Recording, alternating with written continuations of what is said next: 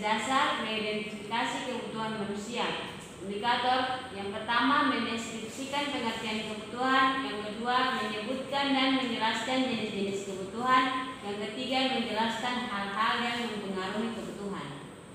Ya anak-anak, hari ini kita belajar tentang kebutuhan dengan 3 indikator. Kita masuk pada indikator yang pertama, yaitu pengertian kebutuhan. Ada yang tahu pengertian kebutuhan itu apa? Saya, Bu. Ya, Priscilia, silakan. Kebutuhan adalah segala sesuatu yang dibutuhkan manusia yang wajib dan penting untuk dipenuhi untuk keberlangsungan hidupnya, Bu. Ya, baik sekali. Apa yang dikatakan oleh teman kalian itu sangat benar ya. Di sini Ibu melengkapi ya. Kebutuhan itu adalah keinginan manusia terhadap benda atau jasa yang dapat memberikan kepuasan jasmani maupun rohani.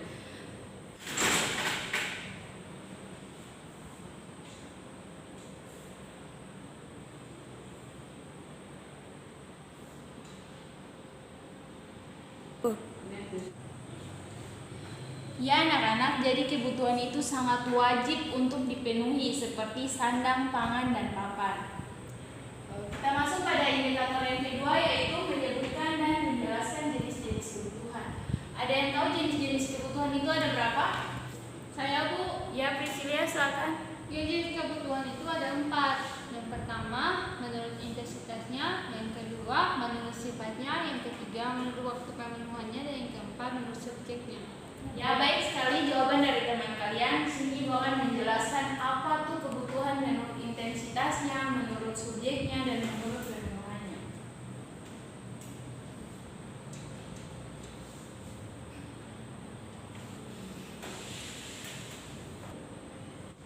Ya anak-anak, jadi ada 4 jenis kebutuhan. Yaitu yang pertama menurut intensitasnya. Ada yang tahu jenis kebutuhan menurut intensitasnya itu apa? Tidak tahu Ibu.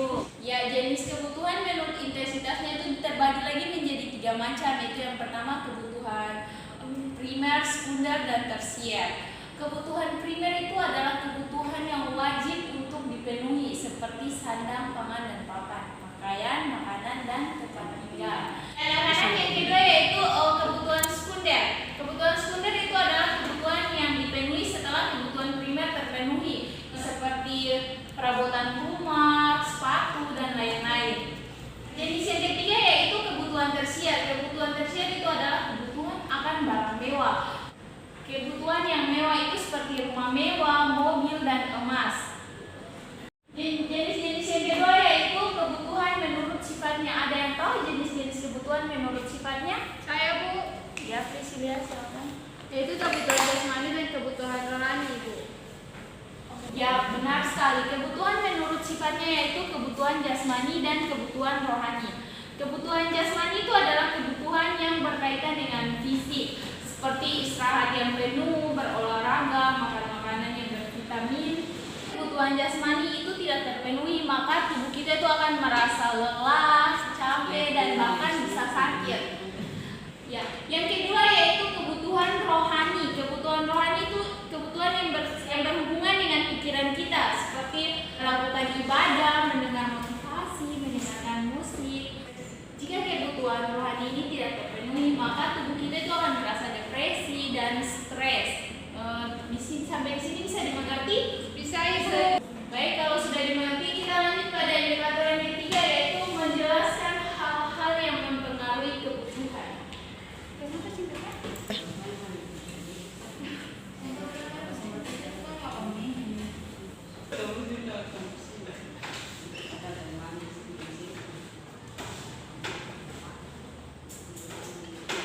Tiga.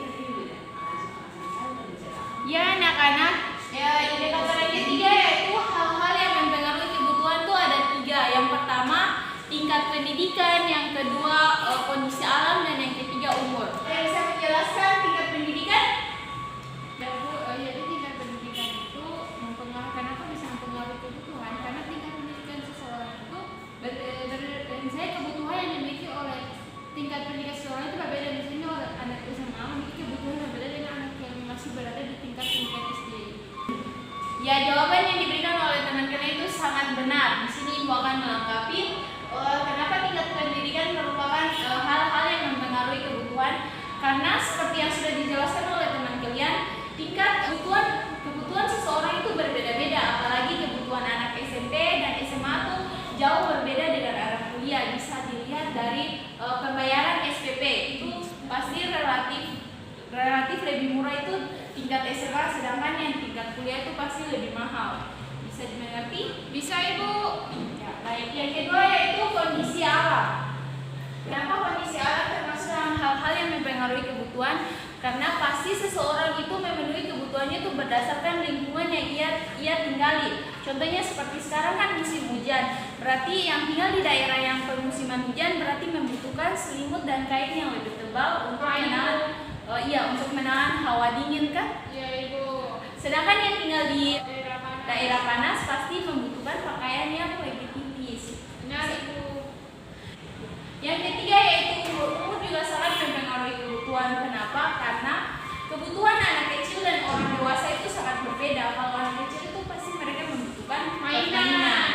Ya. Sedangkan orang dewasa kan tentu tidak membutuhkan mainan kan? Iya Ibu. Ya anak-anak, dari ketiga indikator ini ada yang belum paham atau ada yang ingin ditanyakan, Ibu persilahkan. Tidak Ibu. Ya baik sekali. Kalau tidak berarti Ibu rasa kalian semua sudah mengerti ya? Iya, Bu. Ya. Ada yang bisa menyimpulkan materi kita hari ini? Jadi kebutuhan adalah segala sesuatu yang dibutuhkan manusia yang wajib dan penting untuk dipenuhi untuk keberlangsungan hidupnya. Jenis-jenis kebutuhan sendiri terbagi menjadi empat, yaitu kebutuhan intensitas, kebutuhan bersifat, waktu pemenuhannya, dan subjeknya. Sedangkan hal-hal yang mempengaruhi kebutuhan terbagi menjadi tiga. Yang pertama tingkat pendidikan, kondisi alam, dan umur. Ya baik sekali, di sini Ibu melengkapi kesimpulan kita hari ini yaitu sebagai makhluk hidup tentunya kita membutuhkan banyak kebutuhan untuk memenuhi kebutuhan hidup kita seperti sandang, pangan, dan papan. Ya anak-anak, materi kita sampai di sini. Sebelum Ibu mengakhiri pembelajaran kita hari ini, Ibu memberikan tugas untuk dikerjakan di rumah ya. Ya Ibu. Ya, tugas ditulis ya, soalnya itu berbunyi seperti tolong tuliskan kebutuhan kalian selama seminggu ini dan dikumpulkan sebelum Ibu memulai pembelajaran Baik pada Ibu. minggu depan. Dan selamat siang.